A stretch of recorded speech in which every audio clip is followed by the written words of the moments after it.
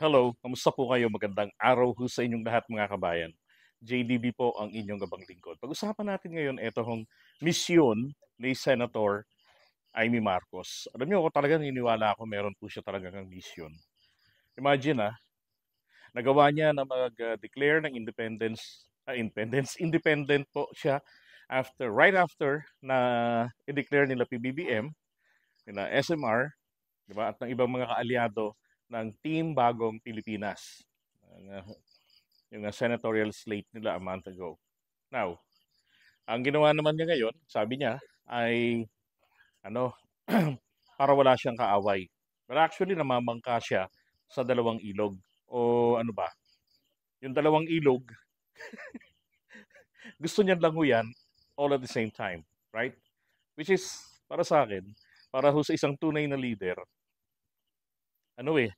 kailangan one at a time. Hindi ho po pwede na pagsasabayin mo sila. Kasi mahahati yung emotion mo ron at malaki yung magiging epekto nito sa iyong mga desisyon, di ba? At lalo na ho itong latest na pangyayari, binastos ni Ximenet ang imahe ni Abu Lakay. And then, wala ho siyang reaction, di ba? Now, in her latest video, so natanong po siya, sabi niya nga, panis na yung issue na yan, nasagot na yan ng kanyang anak. Bakit ng kanyang anak?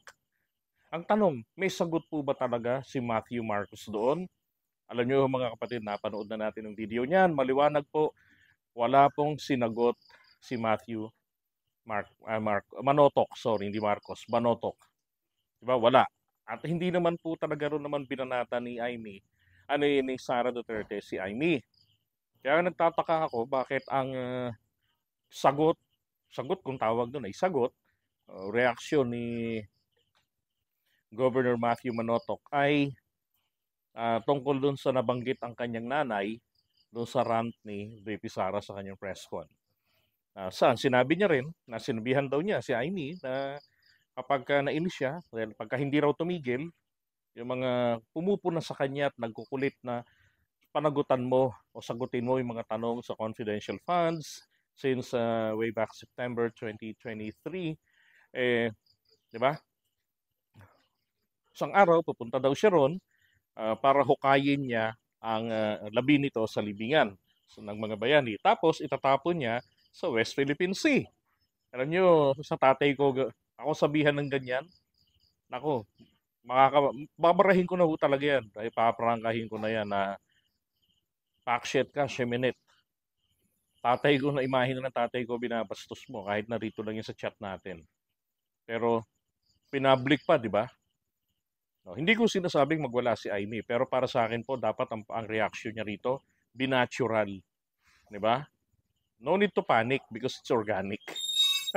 Pero sana yung maging realistic na binastos ang tatay mo, minahal maraming mga Filipino, maraming supporters, nandyan kayo sa kapangyarihan ngayon, di ba? Hindi ka jobless, meron kang trabaho bilang senador, ang kapatid mo ay presidente ng Pilipinas. So dapat meron kang strong reaction diyan. Sumagot ang anak, hilaw na hilaw, kulang na kulang. Masabi lang na may nag-react mula sa family Manotok. No? Malayong malayo naman ho sa reaction nito ni Sandro. At yung reaction din ni PBBM. Nung tinanong, sabi ho ni Ximenet, hindi raw po ninyo alam kung paano maging presidente. Sabi ni BBM,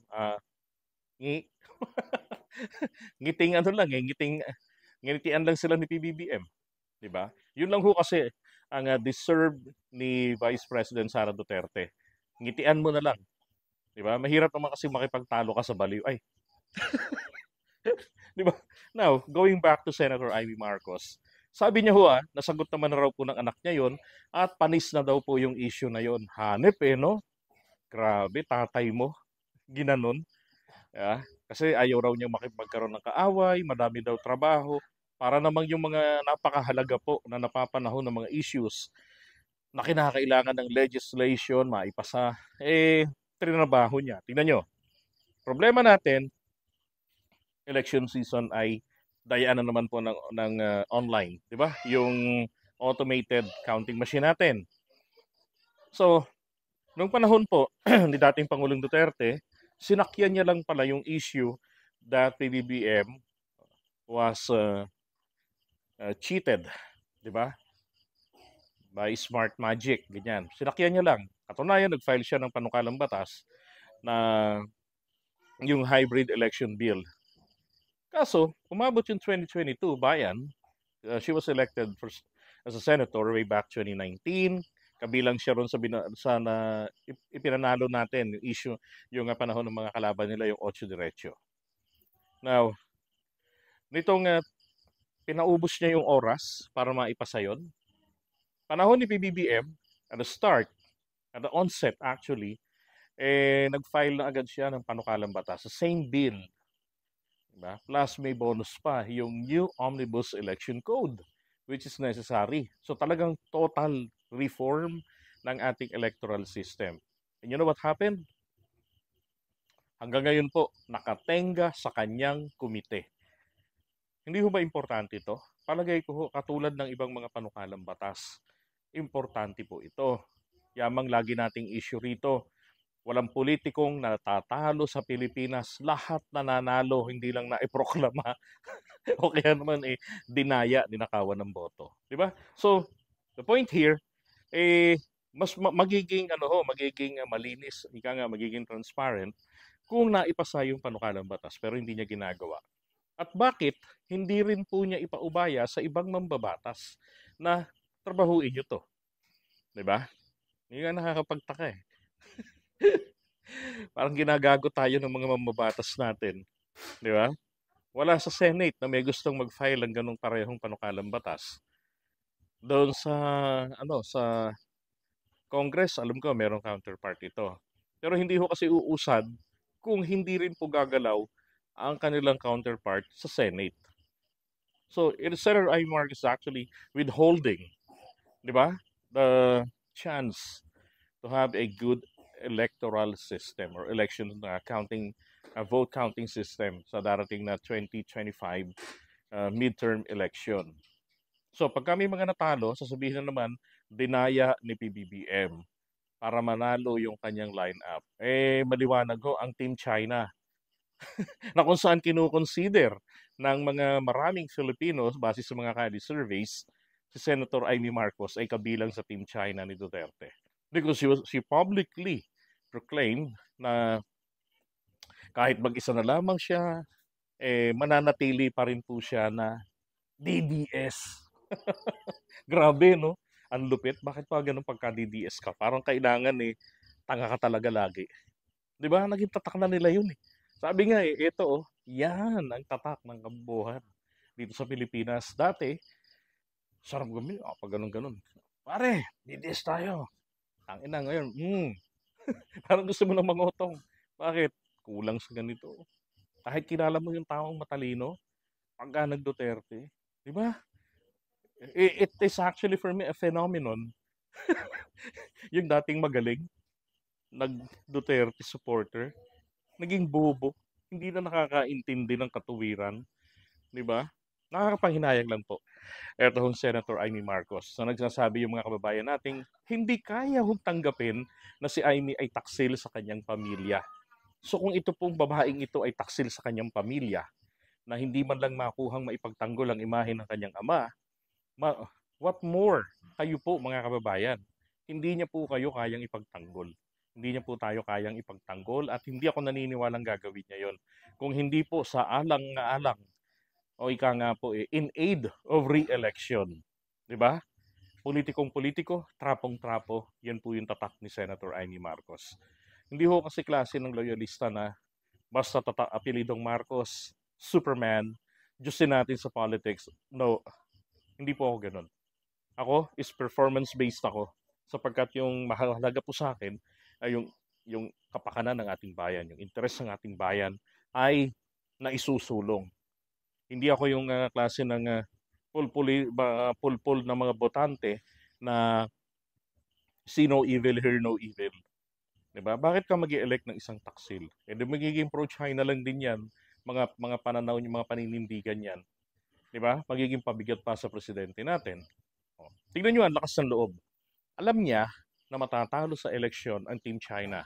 At ang Team China, or Team Pro-China, ito yung mga Duterte candidates, yung lineup nila.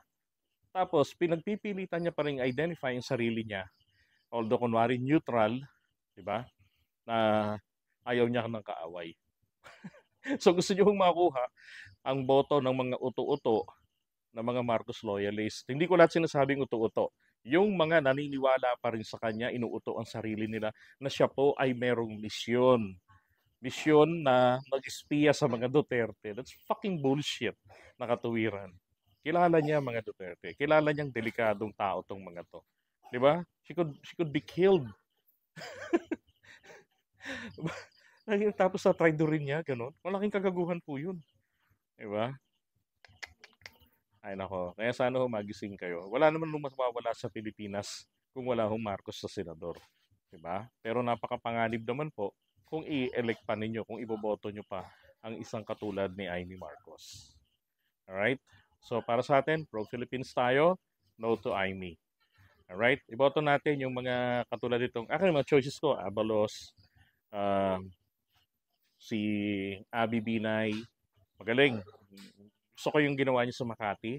I like her style. I like the way she handle issues in Makati City. At saka yung dispute nila sa Taguig. Sipin niyo, wala siyang piniling politika ron. Nawala na during her time with finality, di ba? Decision ng Supreme Court, they lost the 10 EMBO barangays. Pero yung benefits na nakukuha nila while they were under Makati admin, binigay pa rin po niya, nirender pa rin po niya. Hindi niya ito kinuha, hindi niya ito kinansela, di ba? Kahit hindi na po siya makakakuha ng boto mula sa kanila. Unless lumipat sila ng registration. Oh.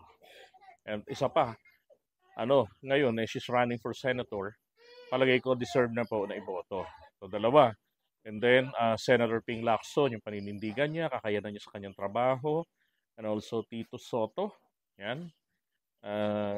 About yung mga hindi ko nabanggit. Yan, ayoko yung mga yun. Like the Villiers, ayoko yun. Okay naman sa akin si Camille. Diba? She's nice, pero hindi sa akin okay yung pamilya kayo ron, kailangan dalawa lagi magkakapatid. Diba? I want Pia Cayetano to be back in the Senate. Okay na ako ron eh. Pareho naman silang dalawa ni Alan Boy 10K na kayang gampanan yung kanilang trabaho. Diba? Pero sa akin kasi importante yung may kakayanan. Now, Manny Pacquiao, and definitely, even though he hit PBBM during the campaign period, he realized who's the better person. Di ba?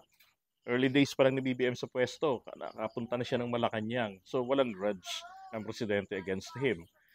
And now, kabilang siya sa lineup. So, nakita ko naman kay Manny Pacquiao, he tried his best to learn. Diba? Kaya lang talaga, sometimes may mga, kasi bagito siyang senador, kaya lang minsan naman din, noong nakaraan tumakbo siya for presidency kasi nga, he was called by God. He was asked to run. Pero sa akin is, pagbigyan natin si Manny Pacquiao. So far, yun pa lang naman. Di ba? Hanap pa tayo ng ibang mga kandidato. Now, siguro pwede kung si Trillanes, Shell Jokno, sana si, pangalan nito, Leila de Lima nagsitakbo, definitely, yung tatlong yan nandiyan po sa lineup ko. Kaya lang hindi. Hindi sila nagsenador. Okay? So, it's too early pa naman. Hahanap pa tayo ng ibang mga pupwede. Alright? So, maraming salamat sa inyo. Huwag niyong buboto si Amy.